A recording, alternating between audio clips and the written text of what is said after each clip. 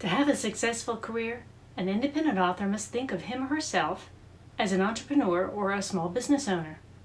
What does that entail? Think back to mid-century America, when mom and pop stores were springing up like mushrooms. As these small business owners would attempt to compete for customers with the national brands, they would often come up with catchy jingles for local radio ads, silly commercials, or kitschy signage that would help them stand out in unique ways. If you drive to Charleston, South Carolina by way of the Savannah Highway, you'll pass the famous Coburg Dairy cow. This cow statue was installed in 1959 and immediately attracted fans.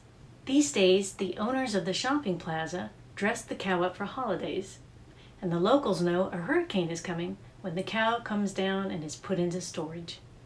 The cow has become a familiar landmark, and passers-by view it with affection. The Coburg Dairy has since moved on, but to everybody's relief, the cow remained. The cow is beloved. Big Six authors have a machine behind them, much like the national brands of the last century. If independent authors hope to compete, they have to have something akin to the Coburg cow to help them stand out from the rest. Let me put it another way. Whenever a casting director is casting for a commercial, they put out a call for a particular type. Hordes of actors with a similar appearance show up to slate their name and say a few lines for the camera. What the casting director is really looking for is what the actor can bring to the party. Similarly, readers have thousands of selections from which to choose. If an author is smart, their cover is on genre and their blurb is snappy and engaging. What else can the author bring to the party to convert a reader into a fan? To establish your author brand, you must begin building a platform around who you are as a person. And you really should be doing that long before your book is published. Many authors have a blog on which they showcase their books and perhaps the books of other authors. That's great, but that kind of content can grow stale quickly. What else do you have to bring to the party? Do you have a current or former career that might prove interesting? Do you have a hobby you'd like to demonstrate? Can you sing or play a musical instrument? Do you have a green thumb, or do you enjoy baking? Do you knit, sew, scrapbook, excel in woodworking, glass blowing, or basket weaving?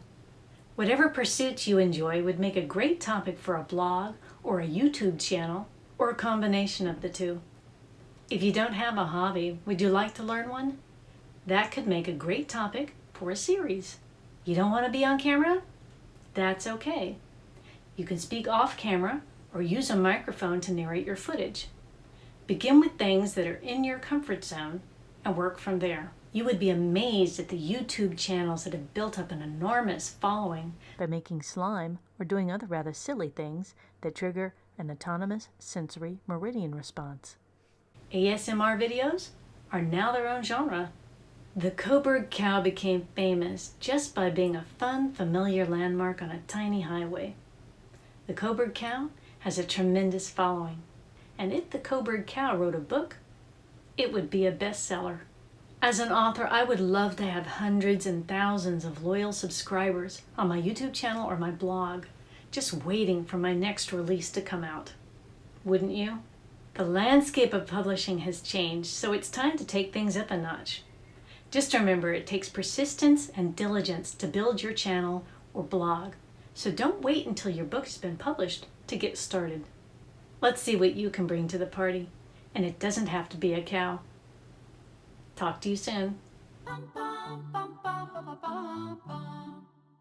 Don't forget to like and subscribe to my channel.